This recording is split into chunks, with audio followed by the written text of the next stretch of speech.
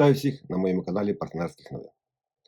Нещодавно представлена зовнішньополітична концепція адміністрації Трампа, яка викладена в новій стратегії національної безпеки, має свою специфічну назву – короларій Трампа. Вона позиціонується як свого роду доповнення або наслідок, якщо вже дотримуватися більш точного перекладу слова короларій, до історичної доктрини Монро 19 століття. Ця доктрина забороняла іншим державам втручатися у справи Західної півкулі та проголошувала ізоляцію від Європи.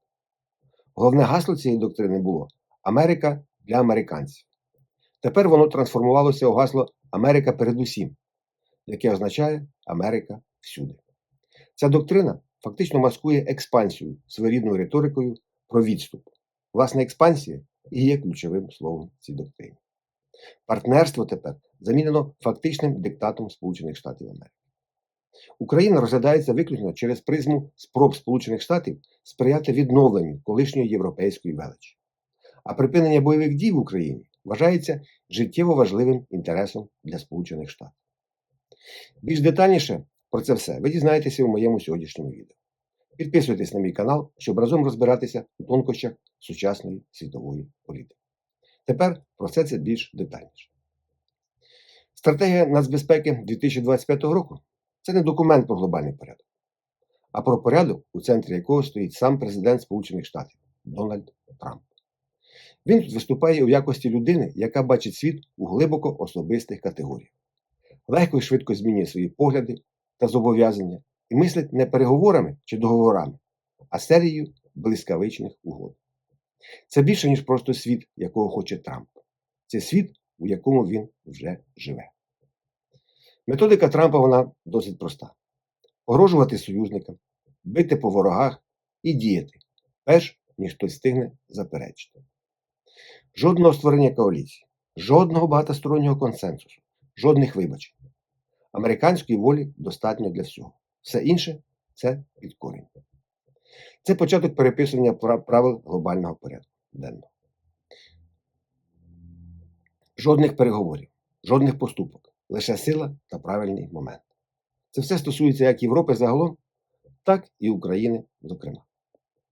Трамп фактично перетворив НАТО на систему збору данини для Сполучених Штатів.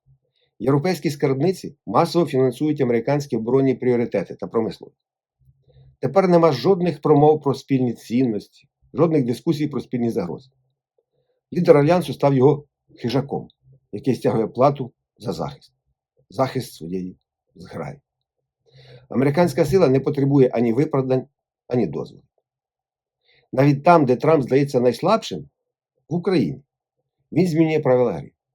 Він не може завершити війну. Але він змусив Європу взяти тягар війни на себе.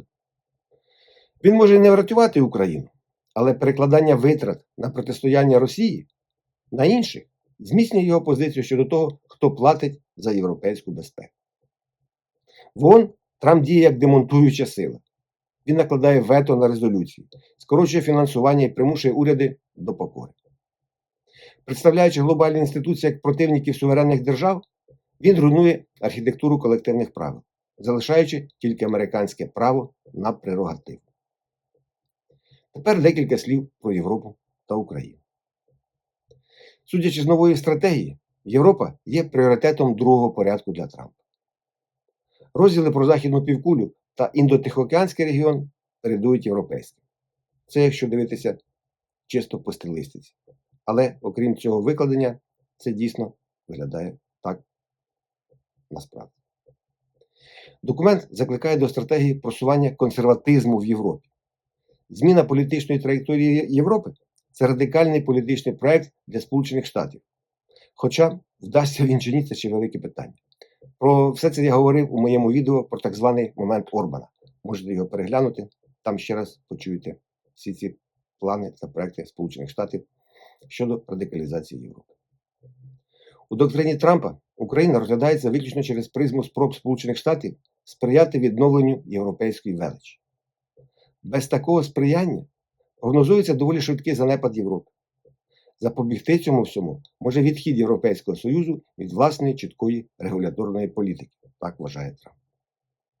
США беруть на себе роль керманича відносин Європи з Росією для відновлення умов стратегічної стабільності. а також для зменшення ризику конфлікту між Росією та європейськими державами. Життєво важливим інтересом для Сполучених Штатів називається припинення бойових дій в Україні.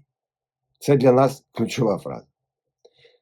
Таке припинення має стабілізувати європейську економіку, вважає Трамп.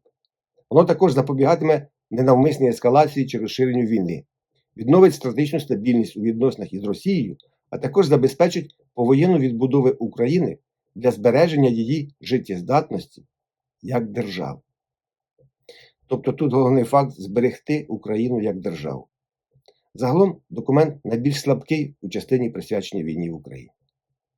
Трамп вважає, що війну в Україні слід європеїзувати, щоб Європа могла забезпечувати порядок у своєму регіоні, стримувати Росію від надмірного впливу поза її кордоном.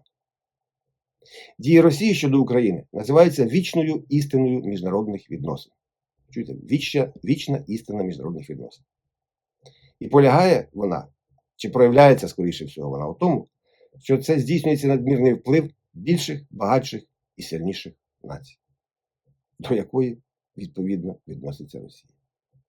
Стратегія просуває ідею стратегічної стабільності з Росією та звинувачує європейські еліти в перешкоджанні миру. Вона припускає, що Україна переживе війну, але нічого не каже про її безпеку.